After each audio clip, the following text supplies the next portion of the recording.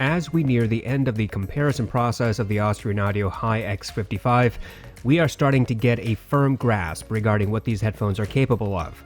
It is eminently obvious that the X55 is not your typical headphone in many respects. Regarding sound, I can understand if the X55 is polarizing. Some people will be quite happy with it for the things it can do, and some other people are going to be sorely disappointed for the same reasons. I want to leave this argument for the conclusion of the X55 review, but I think it is worth mentioning here very briefly. Professional mixing and mastering monitoring headphones are designed for very specific tasks. Sometimes the tuning of a professional headphone might coincide with audiophile listening, but it is not a rule.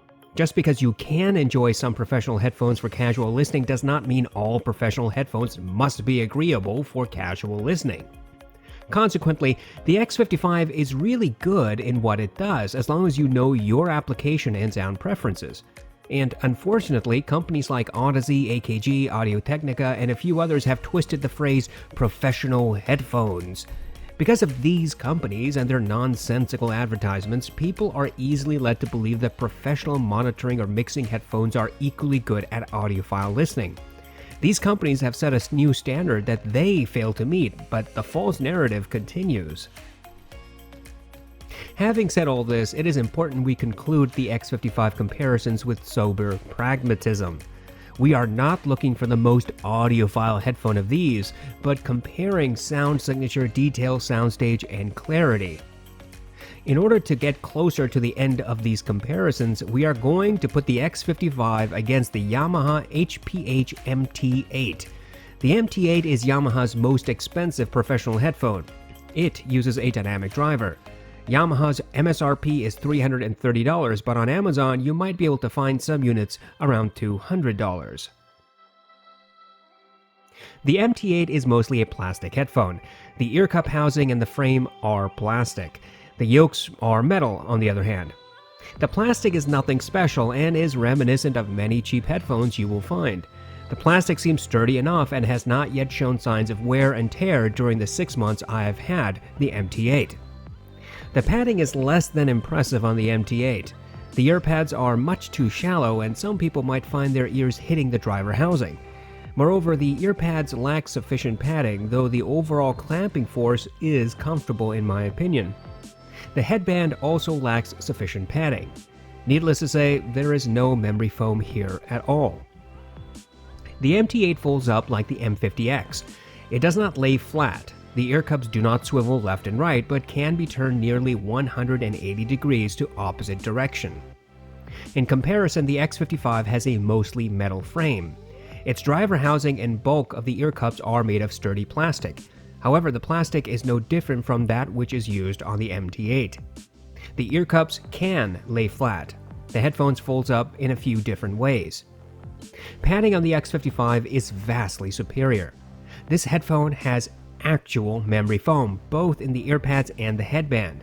Indeed, many companies, especially established audiophile brands, use different padding material in these areas. Sometimes they will provide memory foam in the ear pads but use cheap foam for the headband.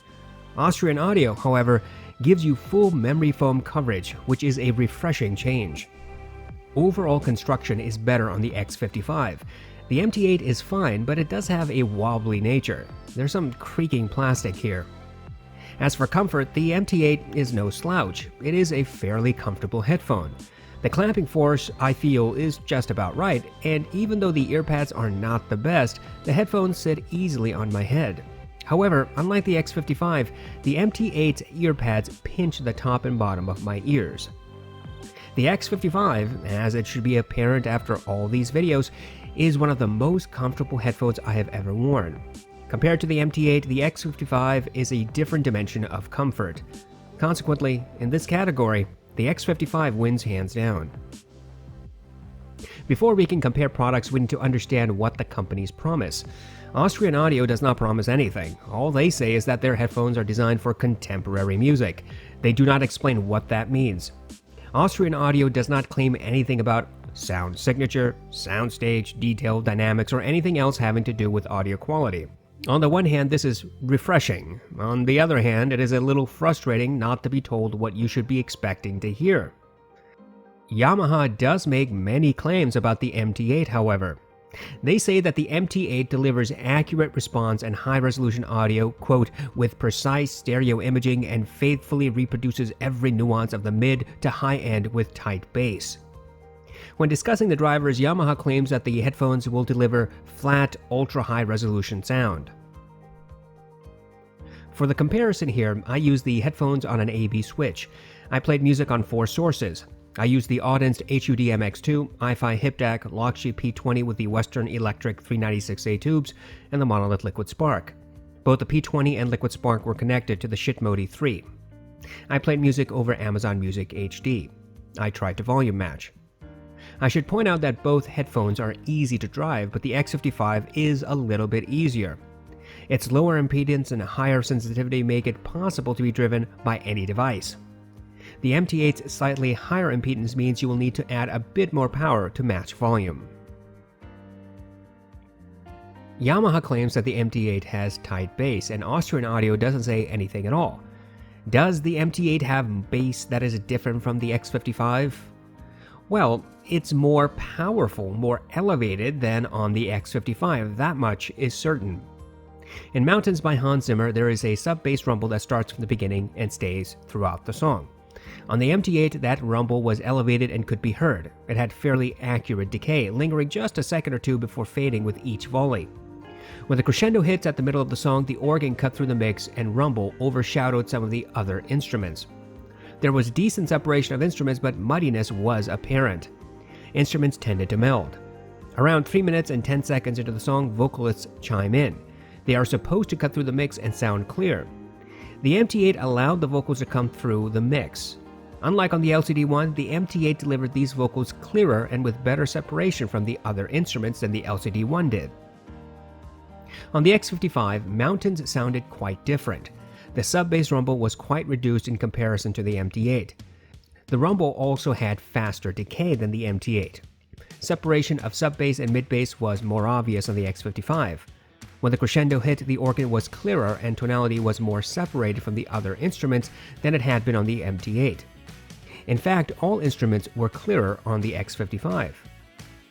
The rumble that rolls through at this point was far more reduced on the X55, whereas on the MT8 it had overpowered the instruments. When the vocalists chimed in, they sounded clearer on the X55 than on the MT8. In Conquered by Overwork, the X55 presented excellent separation among all the bass instruments. Mid-bass impact was accurate and fast. There was little to no melding among the various bass instruments. The synth music had a panning effect, moving left to right, and I could hear different drums in different parts of the ear cups. There was no harshness or peakiness even with the synth music, which can become quite unbearable on headphones like the DT1990. On the MT8, there was definitely some sub-bass and mid-bass melding. Sub-bass was more prevalent on the MT8.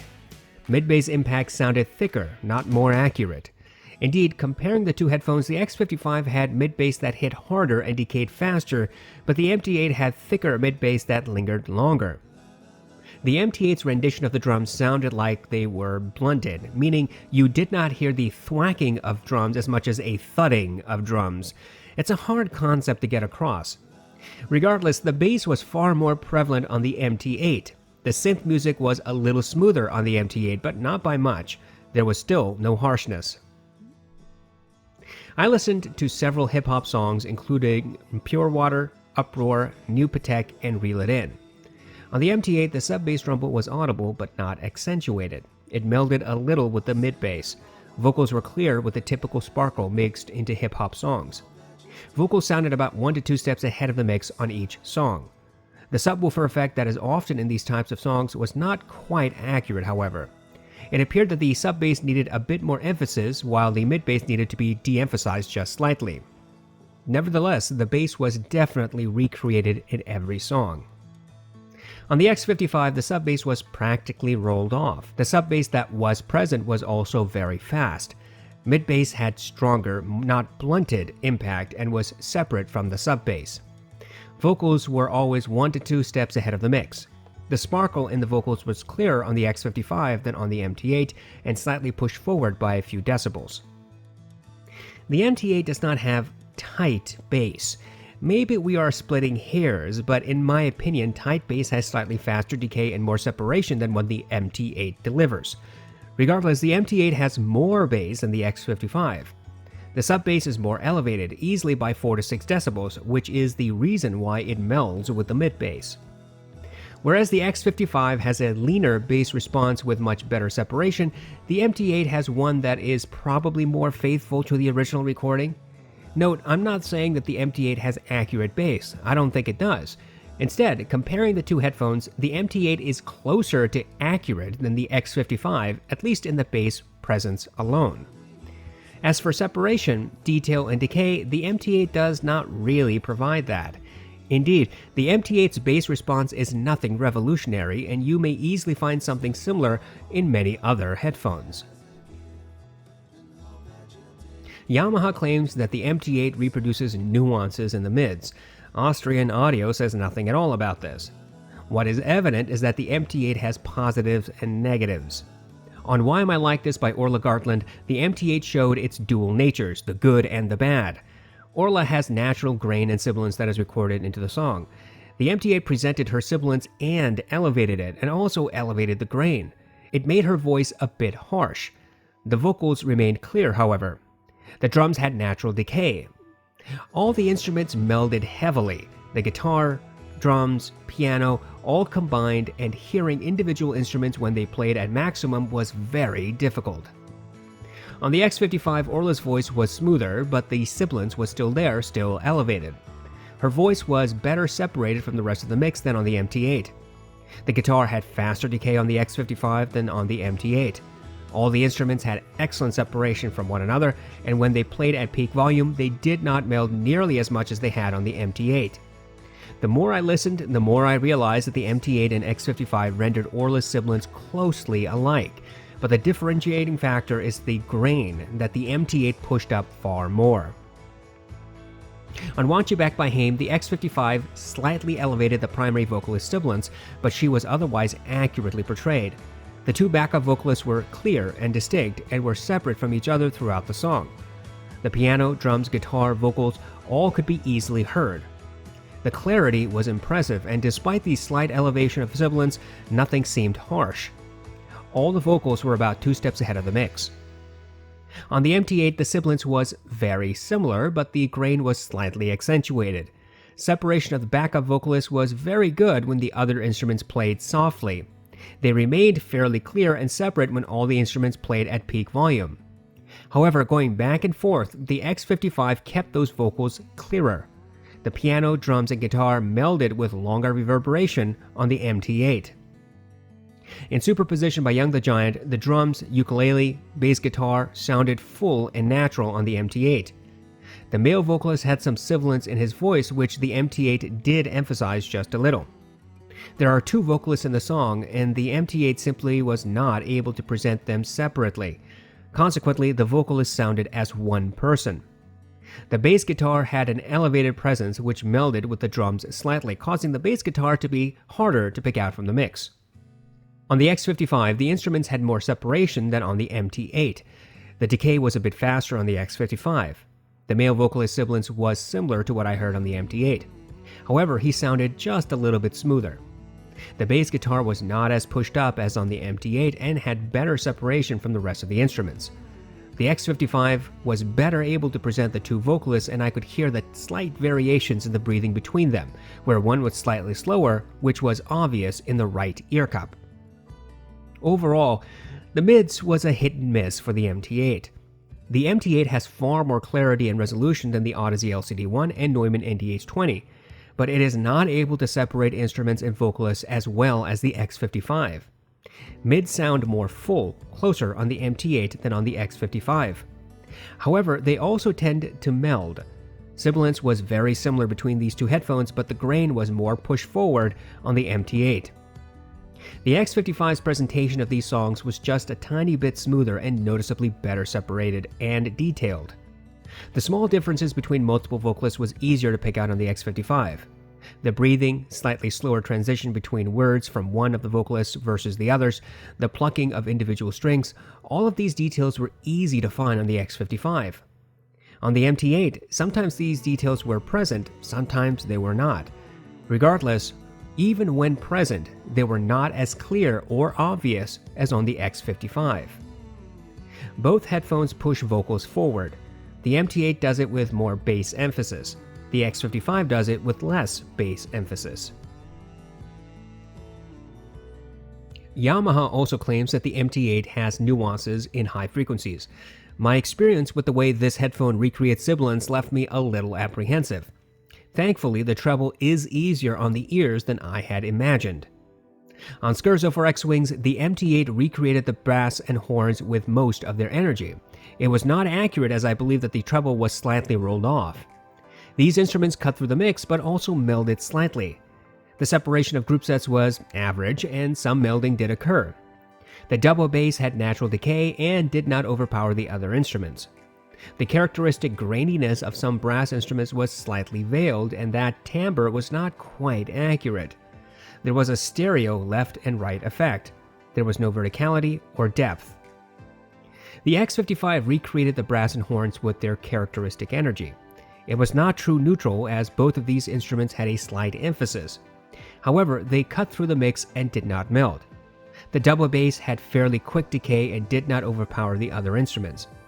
I could not hear individual instruments, but group sets were separate and distinct. I could hear some instruments in the far left ear cup, some center left ear cup, and similar placement in the right ear cup. Consequently, I could imagine that the orchestra was in front of me in a semicircle. On Flight from the City by Johan Johansson, the MT8 made the piano sound as if it was about 5 feet from me. The bassier notes got a lot of emphasis but had natural decay. Each note from the piano melded with the others. The cello also melded considerably with the piano, and bassier piano notes seemed to overpower the cello at points. The piano had a somewhat tinny sound and appeared off-timbre. Small details like the creaking of the wooden pianist bench and the shifting of the cello were not obvious on the MT8. The X55 recreated the piano further back than the MT8. The bassier notes were underemphasized and had faster transients, providing more room between each note. Consequently, the piano sounded clearer, more accurate than it had on the MT8. The cello had much better separation on the X55 than it did on the MT8, and the piano did not meld nearly as much with the cello as it had on the MT8. Unlike the MT8, the X55 did not recreate the piano with a tinny sound. Moreover, small details like the creaking of the wooden bench and shifting of the cello were clear and obvious on the X55. On Take 5 by the Dave Brubeck Quartet, the X55 presented excellent separation among all the instruments. The saxophone sounded like it had correct timbre. The piano played in the right ear cup, the drum kit in the left, the saxophone dead center, and the bass was somewhere in the background. The saxophone never got harsh or fatiguing. The detail, clarity, and resolution of each instrument was impressive. On the MT8, all the instruments sounded closer than they had on the X55. The saxophone had a slight edge to it with a bit of grain. In other words, the X55 made the saxophone a little smoother. The piano played in the right ear cup, the drum kit in the left, and their notes melded, making it difficult to separate one from the other. The X55 allowed this with a lot more ease. The bass was much harder to locate on the MT8. Indeed, it appeared that the drums melded with the bass until the saxophone died away around 1 minute and 55 seconds into the song. On the X55, I could hear the bass somewhere in the background throughout the entire song. Overall, the treble response was different enough between these headphones. The X55 has slightly smoother treble presentation with a tremendous amount of clarity and separation among instruments. The MT8, on the other hand, has more full-sounding instruments but also a closer presentation of them. Although neither headphone became harsh or peaky, the MT8 came closer to that mark than the X55. Throughout this test, I have tried to highlight when one or the other headphone presents details. I don't want to recreate what I said previously. However, I will emphasize that both headphones have the capacity to provide details. The X55 just does it a lot better. The X55's leaner bass response and clarity allows a greater amount of detail to come out. Whether it is the creaking of wood, vocalist breathing, the sound of a cello being shifted, the sound of bass in the background, the X55 always created these details obviously. The MT8, on the other hand, tended to mask details more often than it revealed them. I do not mean to suggest that the MT8 has no details, that is certainly not the case, but the MT8 also does not present details as clearly and obviously as the X55 does. The MT8's detail ability is noticeably better than what can be heard on the LCD1 or the ND-H20. For a quantitative test, I played the song New Light by Kazuki. This song has many layers of details, including the sound of wind, children playing in the background, the swaying of tall grass, footsteps, a piano, and synth music. I count the number of steps I can hear within the first 60 seconds of the song. The king of detail retrieval in this test is the Focal Clear, which presented 16 footsteps in the first 45 seconds. The MT8 presented 6 footsteps in the first 60 seconds. The X55 presented 14 to 15 footsteps in the first 60 seconds.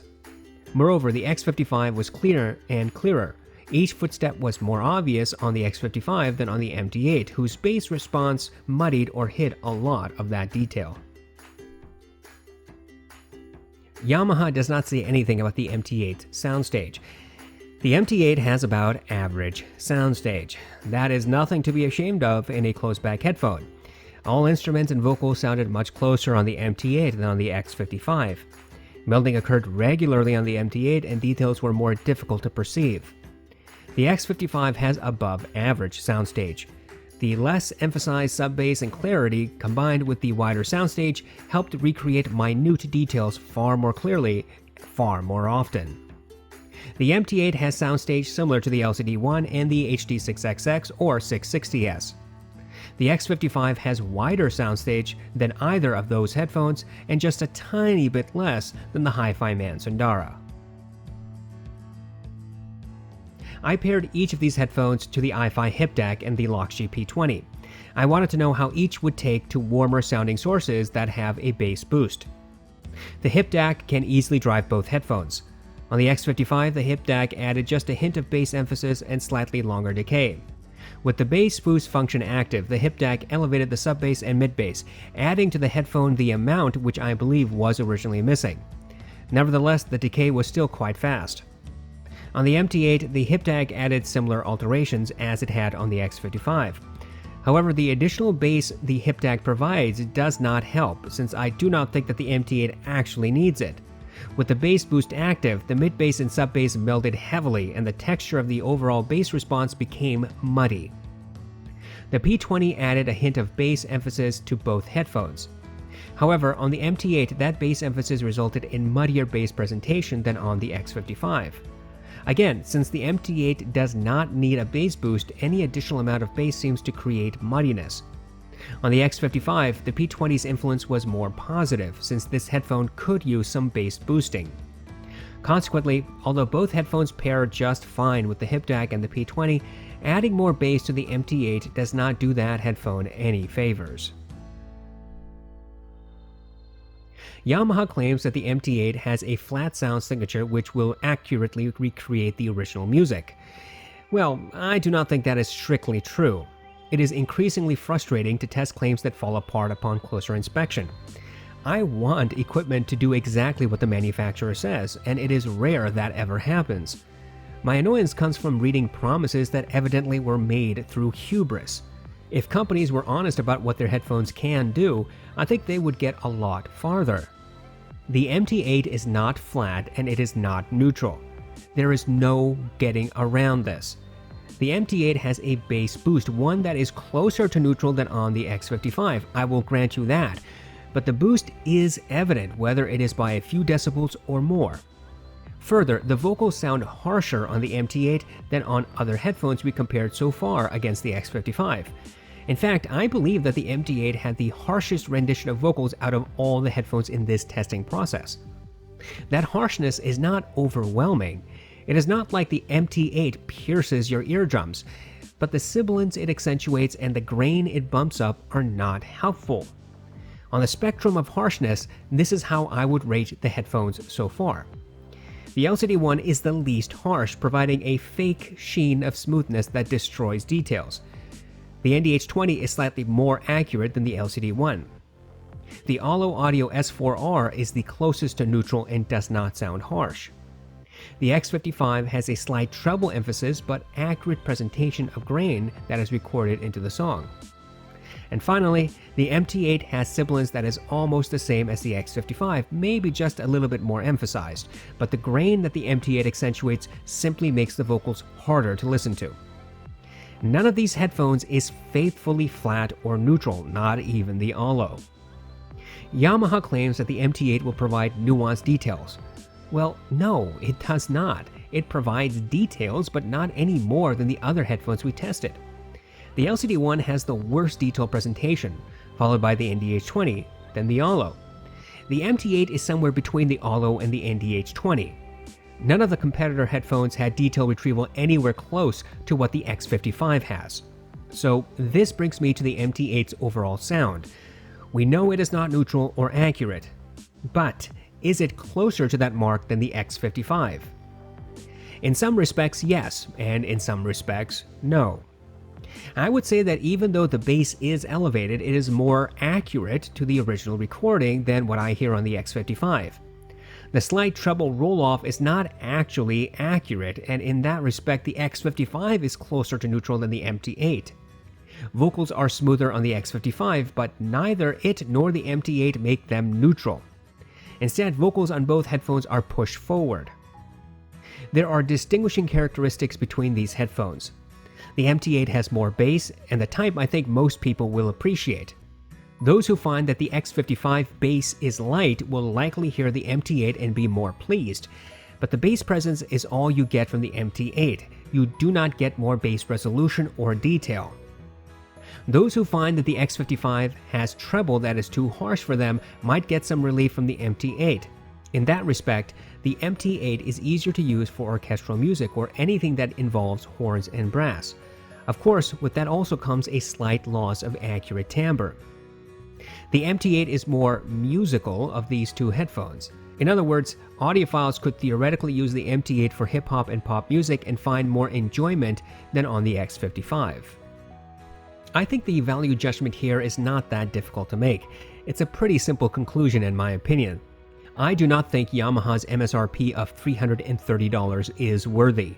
Although the MT8 does some things quite well, there are many sacrifices. The average soundstage, average detail, average bass response, and average build-in comfort really are not helping the price tag.